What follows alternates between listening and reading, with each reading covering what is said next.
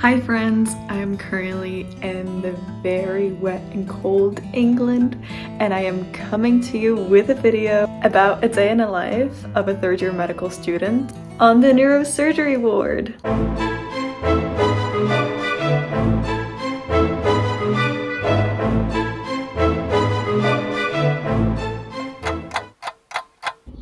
Hello, editing Ula here already.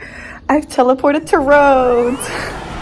Make sure you stick around because throughout the video I'm going to be telling you about some really cool surgical procedures that I've seen that day. The last case is super interesting. Normally our days in medical school are super busy, but because we had the morning off, I decided to spend it on the neurosurgery ward. So let's get ready. And here I am just taking out my autocorrection lenses. They're like hard lenses that I wear at night and they correct the shape of my eye. And then when I take them out in the morning, I can see 20/20. Now this works only for certain sight deficits, so check with your opticians if you're eligible. I definitely recommend them, but you have to be careful when you clean them because currently they gave me a pretty bad eye infection. So here I am on the way to the hospital. Literally had to run out the house this morning, and normally I have this whole morning routine that really helps me to get the day started, but I valued my sleep today more than my morning routine, so I slept in a little longer and I forgot to eat breakfast, of course. Alright, I am just dropping my stuff off at the hospital and this is where all the craziness begins. So the first surgery starts around 8:05. And before you head into the surgical theater, you have to change into special surgical scrubs in an area like this. So here I am changed out of the normal scrubs into the surgical scrubs. I am also wearing a hairnet and a mask. And behind me are the sets of shoes we have to change into as well. And this is all done, of course, to limit the risk of infection and for our patient safety.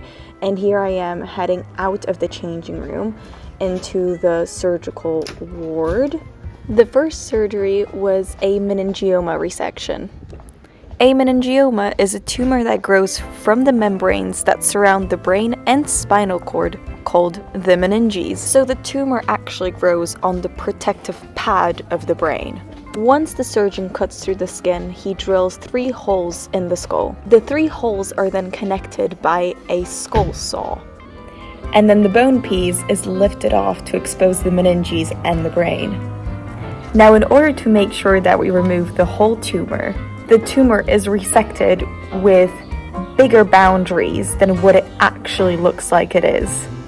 So we cut the meninges with a certain predetermined diameter around the tumor, and then we take that part of the meninges out with the tumor to make sure we got all of the tumor. Because even though it seems like this is just a tumor alone, tiny little tumor cells may have already spread to the nearby environment. So when we take it out, it ends up looking like a fried egg. And then we place that into a special box to go to the pathologist to be assessed. The second surgery was deep brain stimulation for Parkinson's disease.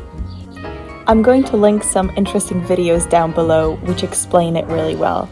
But essentially, an electrode is inserted into the brain of the patient. Using microelectro recordings, the surgeon can track where this electrode is in the brain exactly. When this electrode is in the correct position, a signal can be sent which will interrupt the tremor in Parkinson's.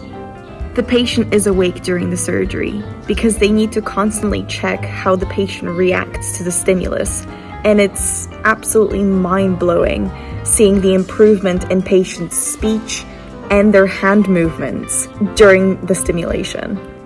Then I had a meeting with one of the neurosurgeons about a case, and then it was time for some breakfast and surgery number 3, the most surprising one actually. For privacy reasons, I can't show you the patient's scan, but I've taken a very similar one from Radiopedia. Originally on the scan, it looked like the patient had a meningioma nearby the frontal lobe, compressing it. This is very similar to what the patient's scan looked like. The tumor appeared white. We call this hyperdense on the CT scan like this. The patient's supposed tumor also had some black hypodense areas, and it seemed a little bit more uneven than in this image. But once the skull was opened and this supposed tumor exposed, it actually ended up being pus. And its color was probably about the color of this middle syringe on this image. The pus was swabbed and taken to the microbiology lab for testing. This case was a little bit of a mystery for a while because they weren't really sure where this came from.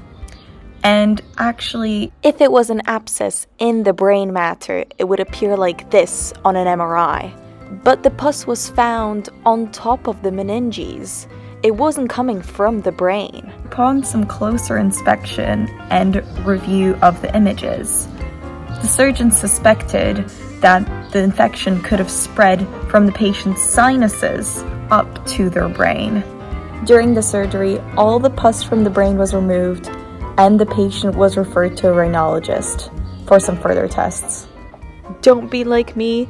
Remember to always wear eye protection in surgery. I think I got a little bit of bone or some bone dust in my eye, possibly.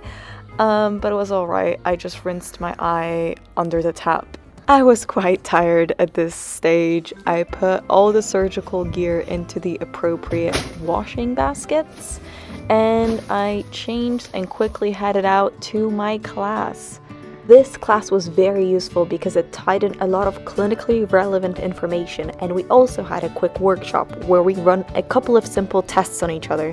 And this is when I realized I'm never drinking energy drinks again. My resting heart rate was at 100, and my normal resting heart rate is like 53, so don't recommend it.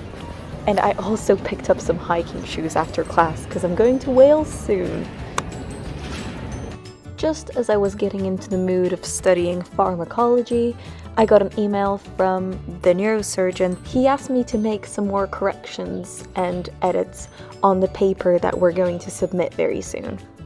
This paper focuses on the predisposing factors which can increase your likelihood of having a stroke. This was an example of a pretty demanding day, and not all days are like this. Sometimes it is hard to balance medical school and extracurriculars, but I do try to eat breakfast every day and sleep enough, but also have some fun. I hope you enjoyed this video, and I'm gonna go and have some lunch on the beach. See you later! Bye!